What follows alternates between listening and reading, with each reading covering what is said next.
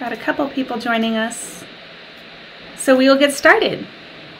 So good morning. It is DrivenFitness Erica here. Welcome to my weekly coaching session. I'm here almost every Thursday around 7:30 in the morning Pacific, talking about all things health and wellness. Grab your warm drink early in the morning. Today I've actually moved on to bone broth. We're going to talk about this a little bit later. Here it is. It's one of the ways I sneak in protein. Some people hate this. I like it. I got it at Costco. I have to go this way. A good way to sneak in protein, and it's warm in the morning. I have coffee first, but then if I still need something warm to drink, I'm trying this. I moved on to tea. That didn't work for me so well, so the bone broth I like.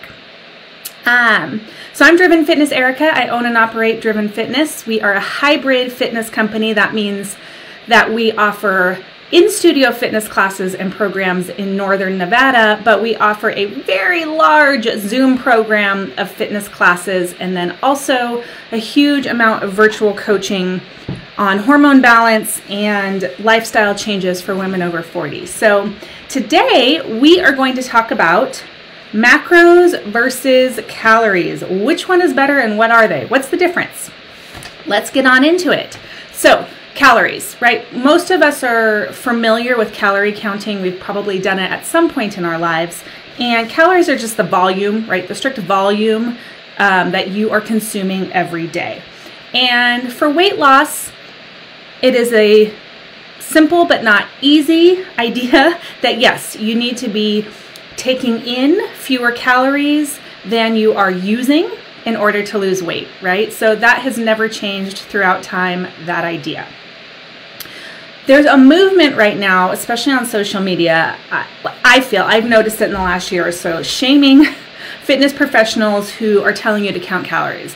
And you're seeing things like, I can help you lose weight without counting anything. I can help you lose weight without counting any calories or depriving yourself of anything. How dare we ask you to count calories?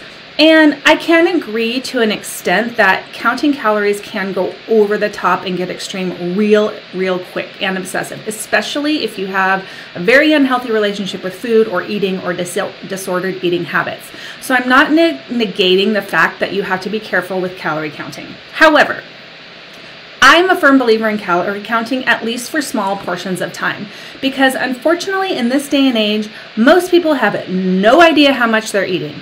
We do not know how much a serving size is. We don't know what a serving size looks like.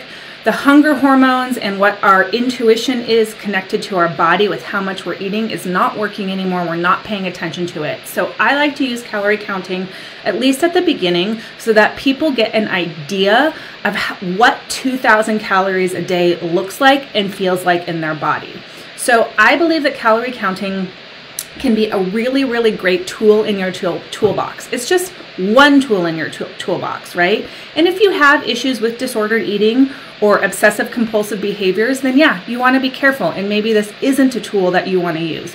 But for many of my clients, we are able to use it for short amounts of time, at least in the beginning, to make them understand how much and the quantities they're eating and how much they should be eating and what their body should be feeling like in order to reach their goals. So calorie counting can be a very helpful tool. Macros, what are they? Well, so that is what your calories are made up of. There's 3 different kinds of macronutrients: protein, fat, and carbohydrates. Those are the 3: protein, fat, and carbohydrates. So which is better? Should you be counting calories or should you be looking at macros? Well, the answer is both, really, because you want to be looking at the total volume that you're eating so you understand what you're consuming each day. And then also you want to look at the quality, right? So it's kind of like calories are quantity, macros are quality. You want to know what those calories are made up of. So you could have a diet that's full of Oreos all day, right? And maybe you are only eating 1,400 calories of Oreos a day, and you'll lose weight because you're taking in less than you're burning perhaps. But is that a healthy way to lose weight? No. Is that a healthy makeup of calories in terms of proteins, carbs, and fats? No. So it depends on what your goals are. Is your goal just to lose weight? Well, yeah, you might just want to focus on calories, not pay attention to anything else, but you're most likely going to lose muscle mass. You could end up what we call skinny fat, right? So you look thin, but you don't have a good body composition in terms of what your muscle mass is and how much body fat you have. So macros is where this becomes valuable and important, and especially if you are a woman over 40. So if you want to change your body composition, which is really what I hear most people say they want to do, I want to tone, I want to lose body fat, gain muscle, right? That means you want to change the composition of what your body is made up of.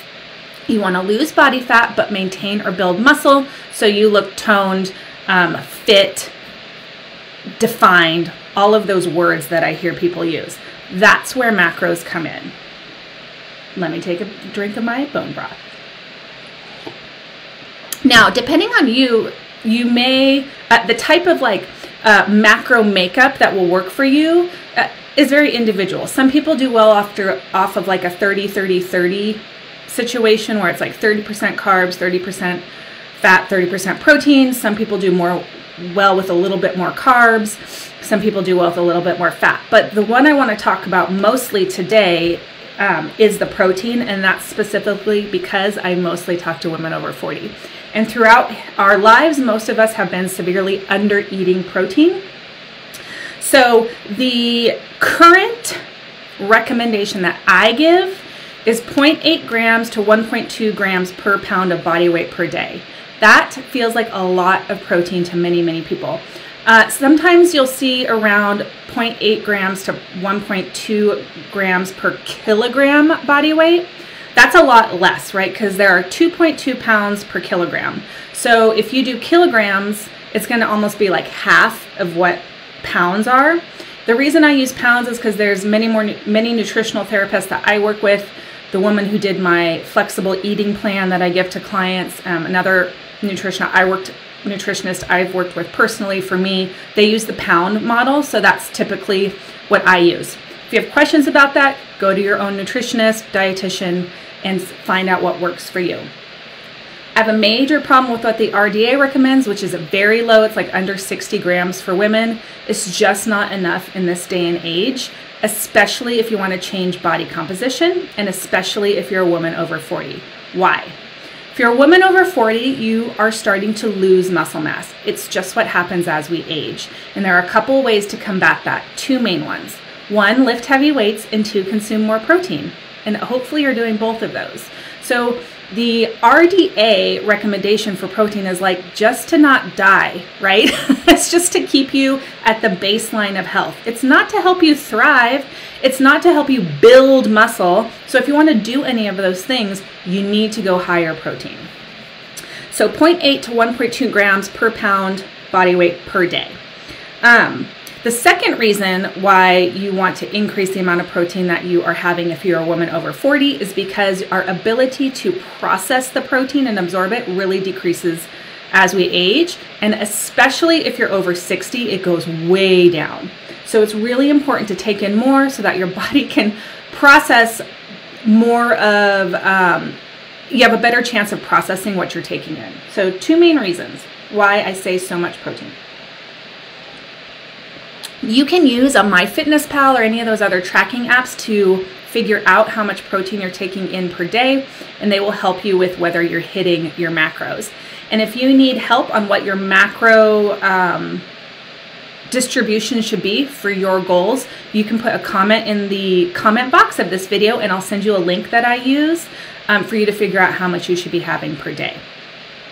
So real quickly, I just wanted to talk about some ways that I sneak protein into my diet because, again, you know, for me, I'm at like 135 grams a day, and that's not even really probably what I should be at, but there becomes a point where it just becomes overwhelming, right? So it's like take that 0.8 to 1.2, look at what the hard number is, and then realistically look at what you can do for yourself. If I was at 1.2 grams per pound of body weight, I'd be at like 160 grams of protein a day, which is like a lot. That's really, really hard to get. 130 I could do. 160 is even harder, okay? So this is the way I sneak it in.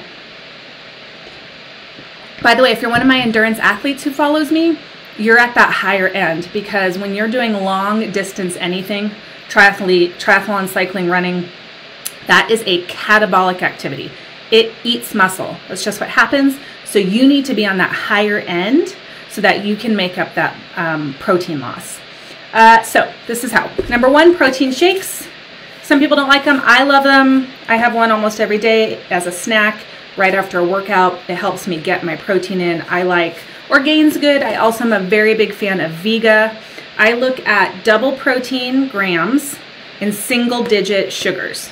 Okay, double protein grams, single digit sugars. Whatever protein source works for you. I can talk about protein sources in another video. So what I add to this, soy milk. I like soy milk because it helps with me with hot flashes. We can talk about that in another video too if you want.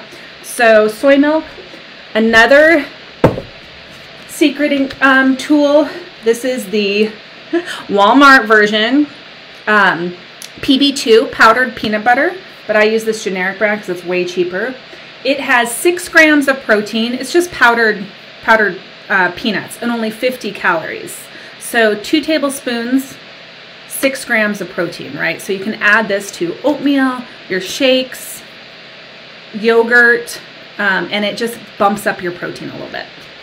Next, egg whites. I'm a huge fan of eggs. I actually like the whole egg. I believe in eating the whole egg. However, for me to eat that many eggs, it becomes a lot. So I like to do 1 egg and then 3 tablespoons of egg whites, which have 5 grams of protein in them and not as many calories or fat. So I like to mix and match my eggs and egg whites. The bone broth. Okay, this has 10 grams of protein in 1 cup. So in the winter time, I like to sip on this. Another reason why you want to make your protein consumption high is it helps keep you full. Protein and fat really satiate you way more than carbs, which is really helpful for weight loss and reaching your goals. So bone broth is another one I like. Some people hate the taste of this. I love it. This is another one, nutritional yeast. I got these at grocery outlets. You can get them online. It is just like flakes. It tastes a little cheesy. You can put it on eggs, salad, like you can put it almost anything savory. And this has 8 grams for 3 tablespoons. Okay, 8 grams plus a ton of B vitamins. This stuff is great. Cacao nibs. It's another one, right? So these are not sweet. They are a little bitter, 4 grams of protein. I got these at grocery outlet also. You can again put them on oatmeal, yogurt, anything like that, and boost in your protein. This also has 8 grams of fiber, which is another thing that many times we're lacking and will also help with satiety. Last one, if you're gonna have junky stuff, no offense to Kodiak cakes, but if you're gonna have a snack and it's not the best, something like this is a good option because they also have protein anywhere between 12 and 15 grams per serving. Okay, so it's a good way to sneak extra protein in. Now, you might be like, oh, well, Erica, this only has 6 grams. Yeah, but if you have, 6 grams extra here and you have 8 grams extra here and it's not really making you any full, that's already 14 extra grams, right? So it adds up very quickly throughout the day. So if you're thinking about counting macros and you're having a hard time fitting your protein in, you have to start thinking outside of the box of like just eating more meat and eating these other things that maybe don't fill you up so much, aren't as so calorie heavy, don't make you feel like all you're doing is eating meat, but secretly sneaks that protein in. All right? So, moral of the story, this is a much longer video than I normally do. It's important to count both calories and macros. If it's too much to do both, then I would say if you're a woman over 40, just focus on your macros. Because if you can really get your macros dialed in, the rest will kind of take care of itself in how much you're eating. Because if you're eating a lot of protein and you're getting enough fat, then you are probably not going to be overeating in calories because you're going to be full. I hope that was helpful. Stay tuned next week. I'm not sure what I'm going to talk about yet, but I will post it in advance. Go out, make it a great weekend, get outside, get some fresh air and sunshine. Let me know if you need help calculating your macros in the comments field below. And, oh, the other thing is, I have a free PDF. It's called The 5 Tips to Banish Belly Fat if you're a woman over 40. That's hard to say. 5 tips to banish belly fat if you're a woman over 40. I'm going to post that link. If you want that little free PDF, I talk about protein in there as well as 4 other things. So it might be helpful for you. All right, go out and make it a great day.